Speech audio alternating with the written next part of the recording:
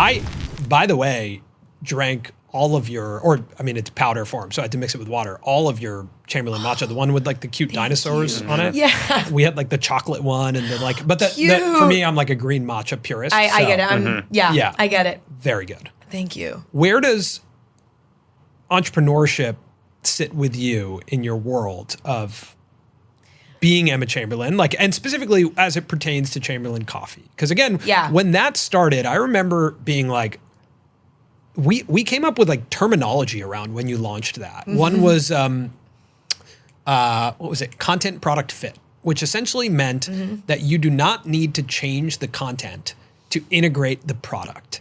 Yes. And creators who do that. That's my like whole strategy. Yeah. You just put a word to it. Done. Yes. Right. Yeah. So that's what we recognized that, like, we were like, wait, she was drinking this coffee before and then now there's this one. And the content didn't change and now it's hers. And that was that was like incredibly beautiful. When to guys like us. Yeah. Thank to guys you who so are much. charting. That was a beautiful moment. Yeah. But that, today you don't really have like the same opportunity to integrate it as much. But you are now like you're a coffee entrepreneur, and I will say that we drove by in Erewhon when you were doing lattes. Oh my gosh. We're like, oh, we'll go meet Emma and go check it out.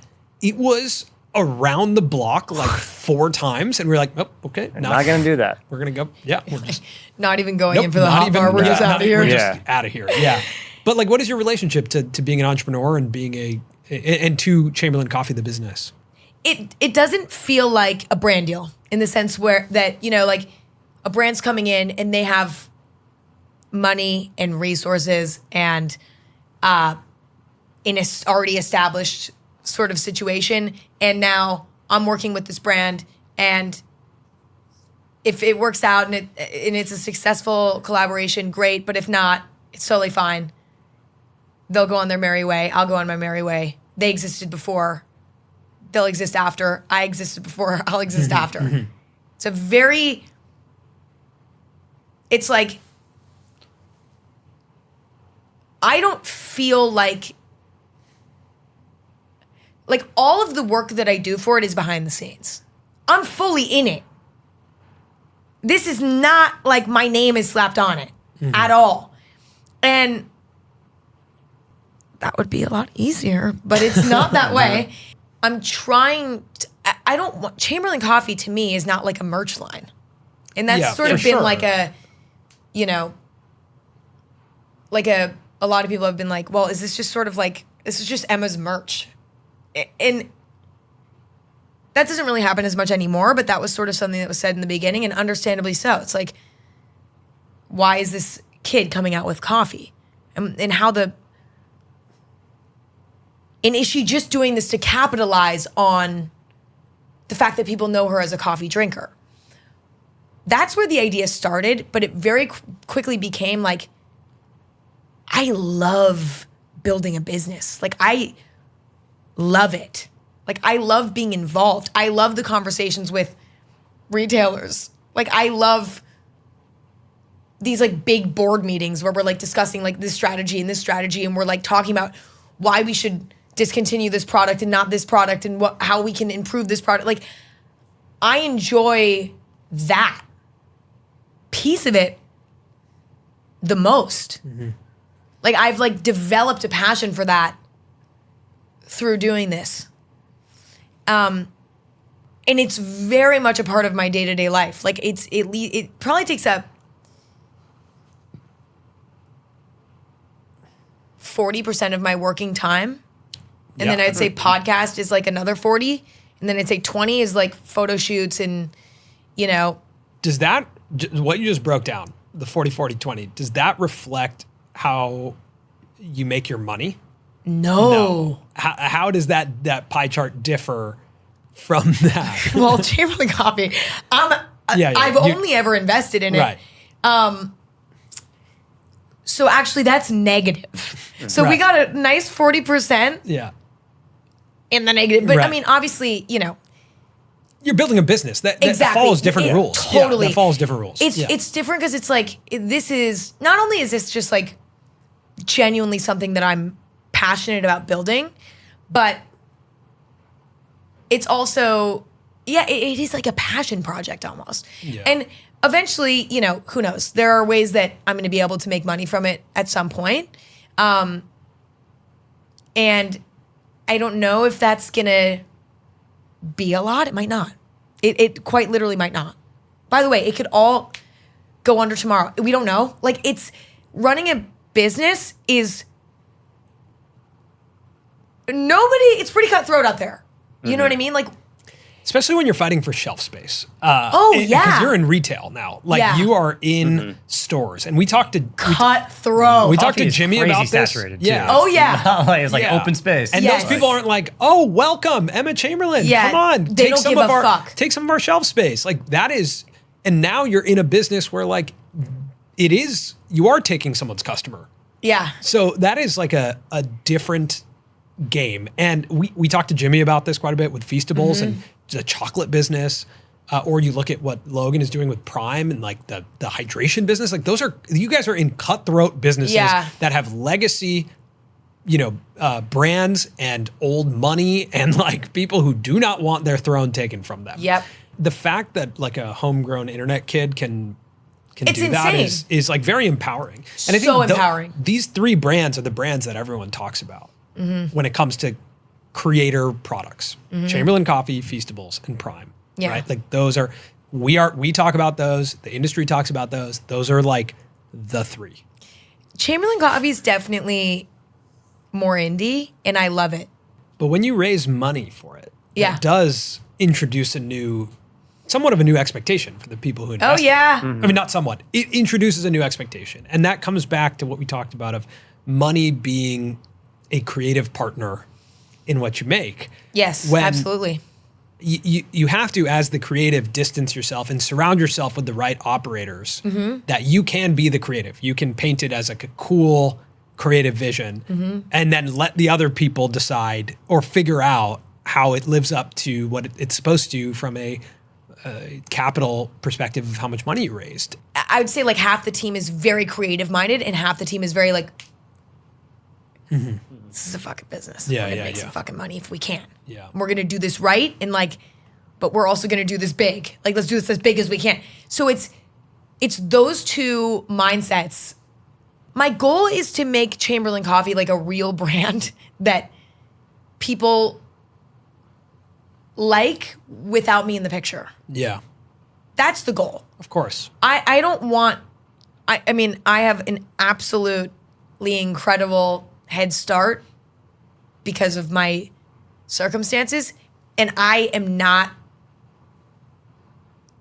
like, that is huge. That's the only reason why this was possible. But I do want it to have a life outside of me. Now, what's gut-wrenching about that is that it might not. Like, that's my goal. Yeah. But it might not. It might not. And that's the thing with anything entrepreneurial. It is fucking cutthroat. Nobody gives a fuck. No one cares about your feelings in that world. And there are so many people who want to do exactly what you're doing, and there's almost no room to fuck up. There's no room. Like, it's like you get one shot at everything. It feels like. And again, I might have a little bit more flexibility because there's a voice to speak to, like, but I will be honest, like, it is the root of a lot of my stress. I mean, it's expensive to do it. It's exhausting. It's nothing that I expected it to be. I wouldn't take it back. But also, basically what I'm telling you is don't start a business. Yeah, it's just more, like, it's so, there's like an infatuation with the idea of any idea, whether it's a video or, a startup. There's an infatuation and a romance with the idea when it first arrives, right? Yes. There is. And then you paint this vision of what your life could be together, similar to when you meet someone you're romantically interested in. Absolutely. The second you at least this is me, as like a hopeless romantic growing up, I would meet someone, I'd be like, amazing. This is what our kids are going to be like. And this is the family trips we're going to take together. I've almost gotten married 3 times. Yeah, you know what I'm sure. saying? I'm 22. Yeah, like, it's not good. Yeah. So I go there with my ideas too, right? I have an idea for a business and like the amount of domain names I own because it's a problem. I get it. I get it. GoDaddy, it's like a diamond platinum member. Sometimes GoDaddy calls me and just thanks me for my business because I also can't let them go. So I just renew them. One day I got a renewal bill that was just out of this world. And I looked at it and I was like, oh my God, those ideas are just... To be addicted to domain names is so niche. HawaiianShirt.party? He's got it. I got it. He's got it. Shirts. He's the guy. Yeah, I'm the guy. When .party came up, and I was like, cool, party Hawaiian shirts. That'll be the business. Wait, I love that. Yeah, I am like enamored by new ideas. Especially for the years where we weren't making any money with YouTube. It was like, something else is going to hit. Alarm clocks. Let's start an alarm clock. GetUpright.com. Upright alarm clocks. Wake up right. It was good. Yeah, that's good. The amount of ideas are just, but I'm saying as a creator, when you're a creative person, you come up with the ideas and you're just like enamored by it. And then years, and if you have it in you to actually go years and years and years of the daily practice of being a business owner, then maybe it has a shot. But actually, I can only tell you that it has a small percentage of making it. Well, that's the thing. Yeah, and that's no the one crazy makes it. thing. That's the crazy thing is that as a YouTube creator, you have the idea, you're enamored, you make it, you edit it. Maybe it takes 2 weeks, maybe it takes 3 weeks if it's a hard video to edit. You put it out and you're like, okay, cool. What's the next idea? You can't do that with starting a business. No. You cannot do that. You are now in it. This is like my little preview to what marriage is going to feel like. You know what I mean? It's like, wow, it felt really good when we committed to each other, and now we're a few years in, and well, that's different. Yeah. Well, that feels different, and then you're like, well, how do we bloom here? And then you do, because I will say, like I have no regrets. Ultimately, have I regretted it before? Yes. I actually have. Because it's been the hardest thing I've ever done. Yeah. And whenever something's the hardest thing you've ever done, like it's crying. It's like, it feels like a marriage. Wow. Wow, it is. It is kind of like, it's also why you have to pick your partners wisely. Wow, yeah. And that's tough too because it's hard to do. Yeah. It's hard and like, there's so many cooks in the kitchen, and I mean, the Chamberlain Coffee team is phenomenal, and like, they are incredible. But there's so many personalities. Like it's never going to be perfectly smooth sailing. When you're working with that many people all on the same thing, it gets complicated. There's politics. There's totally. It's like you're also co-parenting this thing. Fully co-parenting. You're making something physical that just goes out into the world. Yes. Like, maybe it's good. Maybe it's bad. not. It's fully being a parent. Yeah. You're like, I'm not watching that thing during the day. God, it gets scary. Like it's like, because I don't have my hands on everything. No, neither does our CEO or CMO or whoever. Like, we don't all have our hands on everything.